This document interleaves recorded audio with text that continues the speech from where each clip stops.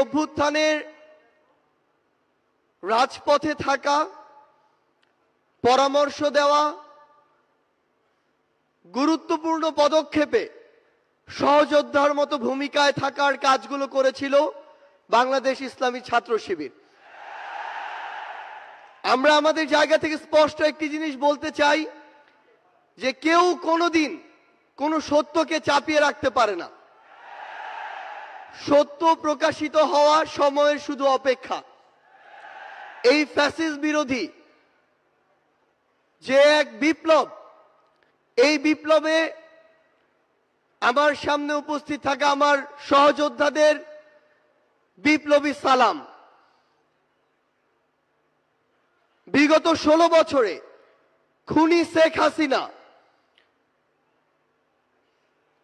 যাকেই তার potential threat মনে করেছিল, তাকেই যেভাবে পেরেছে নানা উপাধি দিয়ে, নানা তকমা দিয়ে ব্লেম গেম খেলা যেটি ছিল সেই খেলায় মেতে উঠেছিল।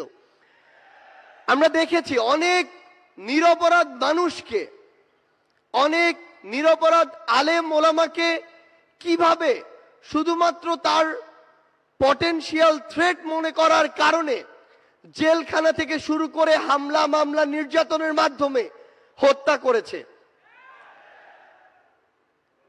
আমরা আমাদের জায়গা থেকে মনে করি যে বাংলাদেশ ইসলামী ছাত্র শিবির সহ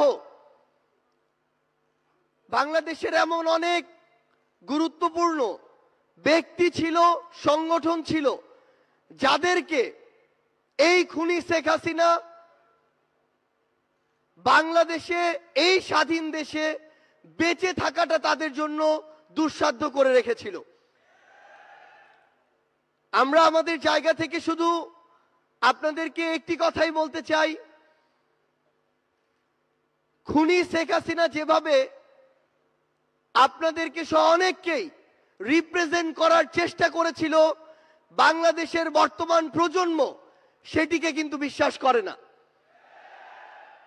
বর্তমান প্রজন্ম ততটুকু বিবেকবোধ সম্পন্ন বলেই এই ফ্যাসিস্ট খুনিকে এই দেশ থেকে বিতাড়িত করেছে এবং তার দেয়া প্রেসক্রিপশন আগামীর প্রজন্ম হজম করে না বলেই তাকে এই দেশ ছাড়া করা হয়েছে। আমরা বিশ্বাস করি আপনারা আপনাদের কাজের মধ্য দিয়ে পুরো বাংলাদেশের মানুষের কাছে আপনাদের গ্রহণযোগ্যতা সর্বোচ্চ পর্যায়ে নিয়ে যাবেন এবং আমাদের সবকিছুর আগে, ব্যক্তির আগে, গোষ্ঠীর আগে, দলের আগে পুরো দেশের মানুষ এবং দেশের এই প্রায়োরিটিটি যেন আমাদের মাঝে থাকে। আমরা বিশ্বাস করি 24-এর অভ্যুত্থানে আমরা একসাথে হাতে হাত রেখে, কাঁধে কাঁধ মিলিয়ে, এমনকি পরিকল্পনার টেবিলে একসাথে বসে যেভাবে আমাদের কাজগুলো করেছি, আগামীর বাংলাদেশ গঠনে দেশের স্বার্থকে সবার আগে রেখে আমরা একইভাবে ঐক্যবদ্ধভাবে কাজ করে যাব। আমরা বিশ্বাস করি আমাদের চিন্তা ভাবনা যতদিন সৎ থাকবে, আমাদের কাজ যতদিন দেশ ও দেশের মানুষের জন্য থাকবে, ততদিন খুনি হাসিনার মতো যারাই আমাদের প্রতিবন্ধকতা হিসেবে সামনে আসুক না কেন, আমরা ঐক্যবদ্ধভাবে তাদেরকে প্রতিহত করতে পারব। আজকে এই কেন্দ্রীয় সমাবেশে আপনারা যারা উপস্থিত হয়েছেন, আপনাদের সকলকে এই অভ্যুত্থান পরবর্তী নতুন বাংলাদেশে, সংগ্রামের বাংলাদেশে আমরা সংগ্রামী শুভেচ্ছা জানাতে চাই।